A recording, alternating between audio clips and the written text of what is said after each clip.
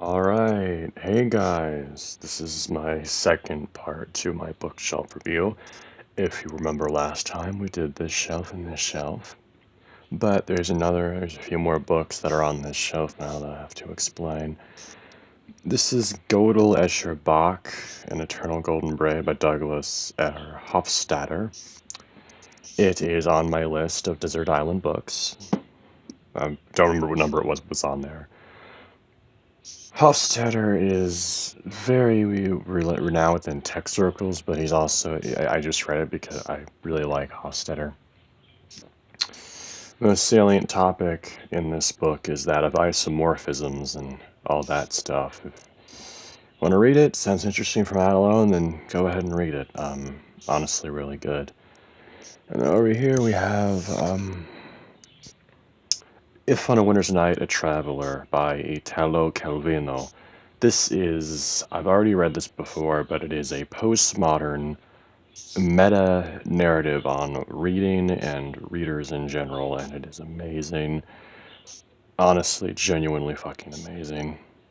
Italo Calvino, I need to read more of him.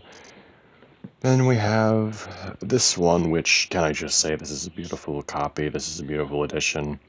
Didn't think I'd find this ever, but I just found it in this one bookstore in Carrollton. Really cool bookstore, Underground Books. But Maldoror and the complete works of the Comte de la Trumont. I don't know if I said that wrong, probably didn't. Probably didn't say it right. But I really cannot describe this book in any real terms because it's just so fucking out there, and like, he labels his sections as stanzas, but they're not stanzas. It's like prose, but it's really unlike anything I've ever read. Just gonna be out there. Still reading this one, as you can see, but I'm not finished with it yet. But so far, I'm loving I'm loving every word. I'm loving every sentence. So, this dude, Isidore Ducasse is his real name. He was a fucking genius at age fucking 20 when he wrote Maldoror, which is kind of really motivating and also really depressing because I turned 20 in September and I'm nowhere near this good. So, just a little bit of fun motivation. Anyway, on to here.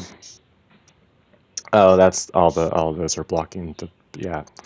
I guess we'll just start with these, cause, The Song of Ice and Fire. I've read the first three so far. I'm gonna read these two in a later date. I've heard that once this one's over, it starts getting worse. Plus, Gurm himself is a bit of a attention and fame whore who can't seem to get himself on his ass and actually writing. So, a bit fucking pissed about that. Because I'm already invested in these characters and their story. And now I might possibly never get a resolution because Gurm is a lazy asshole who enjoys the fame more than the actual writing. So yeah, I love it. It's good stuff, but I'm still pissed. The uncollected stories of William Faulkner. Everyone knows Faulkner. He's basically a mainstay in American literature. Just gothic southern fiction to the greatest extent. It's like you're playing outside in the South, messing around in the dirt and all that shit. Best way I can describe the atmosphere of this book, these stories in general, they're just they're so gritty and disgusting at times in the atmosphere they evoke that, yeah, really good shit. I have to move that over there, because, yeah, Beowulf. This is the John Earl translation, which sucks, but oh well. Beowulf is one of those things that everyone also knows Beowulf. It's one of the very first fiction stories that we know of. The Epic of Gilgamesh is obviously older, but, still pretty fucking old. I don't know how to feel about Beowulf, really, because this translation isn't really good, apparently, and, that might have tampered my experience with it, so yeah. I'll have to actually read a better translation and get back to you on my thoughts on that, because yeah. I guess I'll just put you up here. Then we have David Foster Wallace's The Pale King. This is his posthumous little, not little, I mean, it's pretty thick. Honestly, I'd say this is more polished and better than Infinite Jest, really. Sure, Infinite Jest is the Wallace novel. If you're going to read Wallace, you read Infinite Jest first. But this novel is way more polished and just way better put together than Infinite Jest, in my opinion. Basically explores boredom in America, and it does that through the lens of IRS workers. So, not exactly the most thrilling subject matter, but he manages to imbue it with such passion and power with his intelligence. Rest in peace, man. You were a scumbag, but you were a great writer. Anyway, I have to move these out of the way now. This is like over 4,000 pages of just fantasy, so, we have The Rise and Fall of Dodo by Neil Stevenson and Nicole Galland. I don't really know how to feel about this one, really, because on one hand, it's an engaging sort of time travel story, but then again, I fucking hate time travel stories, because they're always so fucking contrived. I mean, I really like this one, personally. Like, my subjective bias outweighs the objective quality of the writing, which isn't really that good, but... Or maybe it is that good, and I don't know, I'm just blinded by all this fantastic literature I'm reading. Anyway, next up is The Tunnel by William H. Gass, with a little blurb on the title on the cover from Michael Silverblatt, so you know that. He's a really good critic, great critic, but I really like this cover. It's genuinely really cool. I also did a review on this, so if you want to watch that, it's on my channel.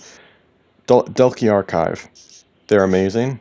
They publish such great novels. They just, God, I really want them to do Darkenville's Cat. They recently released Miss Macintosh, My Darling, which I've heard is absolutely fucking amazing. So yeah, I'm definitely going to be reading that the first chance I get, Miss Macintosh, My Darling. Anyway, back to this. The Tunnel is a extremely dark read in terms of its subject matter, but the language and the way that he writes, it's just so densely packed, and it's really good. I mean, I already said all I wanted to say in my review, so if you want to see any more opinion than that, you can just go watch the review. Yeah. Norse mythology, Neil Gaiman. I have a personal bias towards Neil Gaiman because, well, American Gods was my favorite novel for a bit until I discovered Magic Mountain, and then Magic Mountain overtook it, and then Darkenville's Cat overtook it, and that's where we're at right now. Darkenville's Cat is my favorite novel. Still really well written. I like Norse mythology, so that's a plus. I'd recommend it if you're a petty plebeian genre reader. I'm sorry. Next up is American Marxism by Mark Levin. I don't know why I have this. Oh, that's right, my dad sent me it. Right, because apparently he thought that I'd want to read this. He sent me this on my 19th, 13th birthday, and I don't want to, it's a book. It's a book that exists. This is like a little thing to Twin Peaks. I really like Twin Peaks. I don't really have much to say. Just nah. Kind of shitty, really. I have no idea how to pronounce this dude's name. Ian McEwan, I don't fucking know. Irish, Scottish, who fucking knows? But Atonement is really good. It's basically like it's like a World War II story, but it's really, really good in my opinion. Don't really say more than that. And funnily enough, next up on the list is another World War II story, Gravity's Rainbow by Thomas Pynchon. Another Pynchon novel, imagine that. This edition, by the way, is beautiful. I love it. It's really cool. In case you're wondering what these sticky notes are, those are just like the parts of the novel that I sectioned off because, yeah. I really can't think of anything else to say about this novel except every sentence feels like a research project.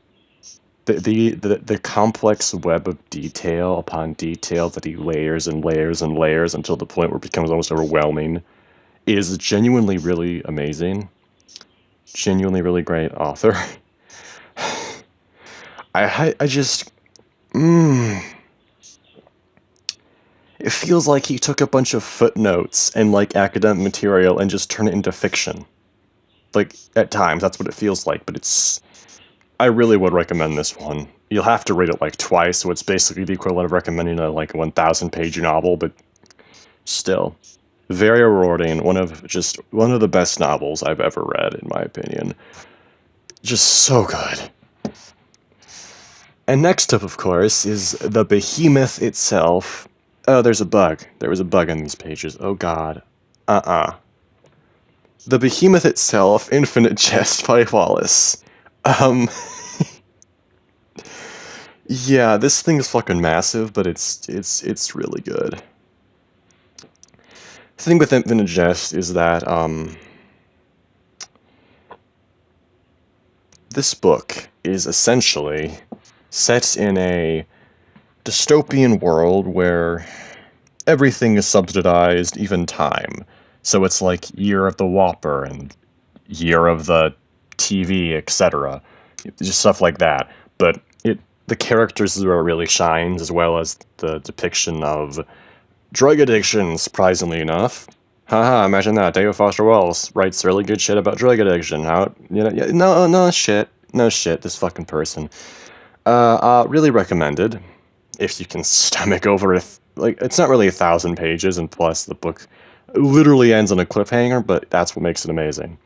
Also, you'll have to flip back and forth to the footnotes at the end of the book to, get the full experience, as well as a entire fictional director's videography, so I hope you're ready for that. I really enjoyed it, actually. It was honestly really fun. I need to fucking pause this video real quick. Next up is He Digs a Hole by Danger Slater. I love this cover. It's so fucking good. It's so cool. It's so just so surreal. This book is a surrealist horror story about relationships and love, and well, not love, that's I Will Rot Without You. This one's more about relationships. But yeah, this is the best way I can describe this novel. Literally the back of it. Literally the back of it, yeah. It's really good. I would really recommend this one. It's only like 100-ish pages, 140, I think. Yeah. Yeah, it's like 130-ish. But it's it's so good. I love this. I love this. I'll probably read on the channel, actually, if you want. I'll read it on the channel. I will be able one day. I also want to read my friend Matthew's stories a bit more, so if you're watching this, Matt, could you give me the okay? Because I really want to, because your stories are amazing. Your philosophy's great. I love it. Next up is I'm Thinking of Anything by Ian Reid. I fucking hate this cover. I hate when books get taken over by their fucking movie counterparts. But the movie's also fucking amazing. 2 hours of Charlie Kaufman. What more could you ask for in a movie? But this book is a slow drip feed of dread until the final realization at the end that basically requires you to reread it.